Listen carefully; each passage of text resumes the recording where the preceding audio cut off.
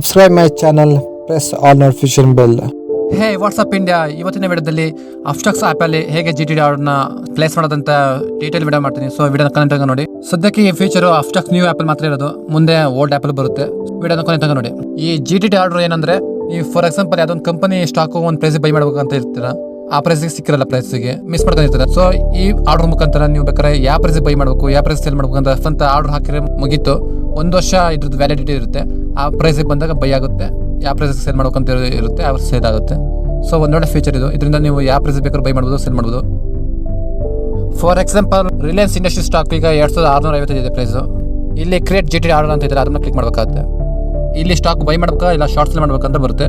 For example ನೀವು by ಮಾಡಿದ್ರೆ ಡಿಲರ್ ಇದೆ, ಇಂಟರ್ನೆಟ್ ಟ್ರೇಡಿಂಗ್ ಇದೆ, ಎರಡು ಬೇಕಾದ್ರೆ ಯೂಸ್ ಮಾಡ್ಬೋದು. ಬೇಕಾದ್ರೆ ಡೇ ಟ್ರೇಡಿಂಗಲ್ಲಿ ನೀವು ಮಾಡ್ಬೋದು.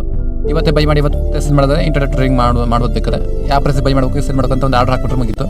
ಈಗ ಫಾರ್ ಎಕ್ಸಾಂಪಲ್ ಡೆಲಿವರಿ ಅಂತ ಬಂದರೆ ಇಲ್ಲಿ ನೋಡ್ಬೋದು 1 ವರ್ಷ ವ್ಯಾಲಿಡಿಟಿ ಇರುತ್ತೆ ಈ ಆರ್ಡರ್ ವ್ಯಾಲಿಡಿಟಿ.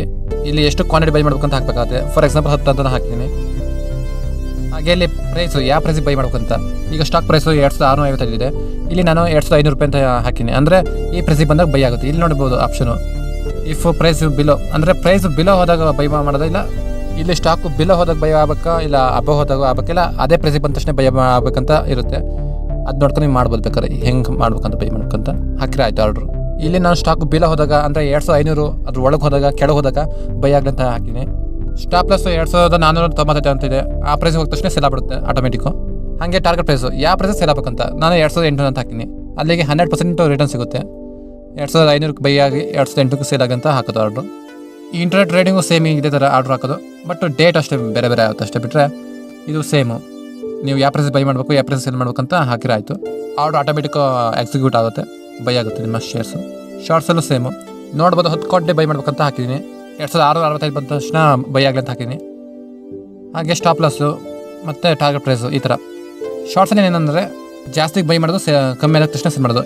ಇದು ರಿವರ್ಸ್ ಪ್ರೊಸೆಸ್ಸು. ಈಗ ನಾರ್ಮಲ್ ಆಗಿ ನಿಮ್ಮ ಪ್ರೈಸ್ ಅಪ್ ಆದಾಗ ಪ್ರಾಫಿಟ್ ಮಾಡ್ತೀರಾ, ಬಟ್ ಶಾರ್ಟ್ಸಲ್ಲಿ ಅಲ್ಲ, ಹಾಗಲ್ಲ. ಶೇರ್ ಪ್ರೈಸ್ ಡೌನ್ ಆದಾಗಲೂ ಪ್ರಾಫಿಟ್ ಮಾಡ್ಬೋದು. ಇದು ರಿವರ್ಸ್ ಪ್ರೊಸೆಸ್ ಅಷ್ಟೇ. ಈ ಥರ ನೀವು ಬೈ ಮಾಡಿ ಸೇಲ್ ಮಾಡ್ಬೋದು ಸ್ಟಾಕು. ನೀವು ಮಾರ್ಕೆಟ್ನ ವಾಚ್ ಮಾಡ್ಬೇಕಂತೇನಿಲ್ಲ, ಆ ಪ್ರೈಸಿಗೆ ಬರುತ್ತಾ ಇಲ್ವಾ ಅಂತ ಒಂದು ಗೊತ್ತಿರಬೇಕಷ್ಟೇ. ಅಂದರೆ ನಿಮ್ಮ ಕಂಪ್ನಿ ಸ್ವಲ್ಪ ಟೆಕ್ನಿಕಲ್ ಅನಲೈಸ್ ಮಾಡಬೇಕಾಗುತ್ತೆ. ಸ್ವಲ್ಪ ಪ್ರೈಸು ಕಂಪ್ನಿ ಹೆಂಗೆ ಪರ್ಫಾರ್ಮೆನ್ಸ್ ಕೊಡ್ತಿದೆ ಅಂತ ಎಲ್ಲ ನೋಡ್ಕೊಂಡು ಮಾಡಬೇಕಾಗುತ್ತೆ. ಸುಮ್ಮನೆ ಆರ್ಡರ್ ಹಾಕೋಕೆ ಹೋಗ್ಬಾರ್ದು. ಅಕಸ್ಮಾತ್ ಆ ಪ್ರೈಸಿಗೆ ಬೈ ಆಗಿ ಅದು ಫುಲ್ ಲಾಸ್ ಆಗಿಬಿಟ್ರೆ ತುಂಬ ಪ್ರಾಬ್ಲಮ್ ಆಗುತ್ತೆ. ಬಟ್ ಸ್ಟಾಪ್ ಲಾಸ್ ಇದ್ದೇ ಇರುತ್ತೆ, ಹಾಕಿರ್ತೀರ. ಬಟ್ ಆದರೂ ಕರೆಕ್ಟಾಗಿ ನೋಡ್ಬೇಕಾಗುತ್ತೆ, ಯಾಕಂದ್ರೆ ನೀವು ಪ್ರಾಫಿಟ್ ಮಾಡಲೇಬೇಕಾನೆ. ಪ್ರಾಫಿಟ್ ಮಾಡ್ಬೇಕಂದ್ರೆ ಸ್ವಲ್ಪ ಅನಲೈಸ್ ಮಾಡಬೇಕಾಗುತ್ತೆ. ಬಿಟ್ಟರೆ ನೀವು ಯಾವ ಪ್ರೈಸಿಗೆ ಬೈ ಮಾಡಬೇಕು, ಸೇಲ್ ಮಾಡಬೇಕು ಅಂತ ಒಂದು ಹಾಕಿರ ಆಯಿತು, ಆರ್ಡ್ರು ಆಟೋಮೆಟಿಕ್ ಆಗುತ್ತೆ. ನೀವೇನು ಬೈ ಮಾಡ್ಬೇಕಂತೇನಿಲ್ಲ. ಇದು ಒಂದೊಳ್ಳೆ ಫೀಚರು. ಆ್ಯಕ್ಚುಲಿ ಈ ಫೀಚರ್ ಆಲ್ರೆಡಿ ಝೀರೋದಲ್ಲಿ ಇತ್ತು. ಸೊ ಒಂದೊಳ್ಳೆ ಫೀಚರ್ ಇದು. ಸೊ ನೀವು ಇನ್ನೂ ಅಪ್ಸ್ಟಾಕಲ್ಲಿ ಇಲ್ಲ ಝೀರೋದಲ್ಲಿ ಅಕೌಂಟ್ ಓಪನ್ ಮಾಡ್ಕೊಳ್ಳಿ, ಡಿಸ್ಕ್ರಿಪ್ಷನ್ ಲಿಂಕ್ ಕೊಡೋದು ಬೇಕಾದ್ರೆ ಅಕೌಂಟ್ ಓಪನ್ ಮಾಡ್ಕೊಳ್ಳಿ ಫ್ರೀಯಾಗಿ. ಹಾಗೆ ನಮ್ಮನ್ನು ಸೋಷಿಯಲ್ ಮೀಡಿಯಾದಿಂದ ಫಾಲೋ ಮಾಡಿ, ಫೇಸ್ಬುಕ್, ಇನ್ಸ್ಟಾಗ್ರಾಮ್ ಎಲ್ಲದೂ ಲಿಂಕ್ ಇದ್ದಾವೆ. ಈ ಥರ ಮುಂದಿನ ವೀಡಿಯೋಗಳಿಗಾಗಿ ನಮ್ಮ ಚಾನಲ್ ಫಸ್ಟ್ ಸಬ್ಸ್ಕ್ರೈಬ್ ಆಗಿ. ಈ ವಿಡಿಯೋ ಇಷ್ಟ ಆದರೆ ಫಸ್ಟು ಶೇರ್ ಮಾಡಿ ನಿಮ್ಮ ಫ್ರೆಂಡ್ಸ್ ಫ್ಯಾಮಿಲಿಗೆ. Thank you for watching. Have a nice day. Bye bye.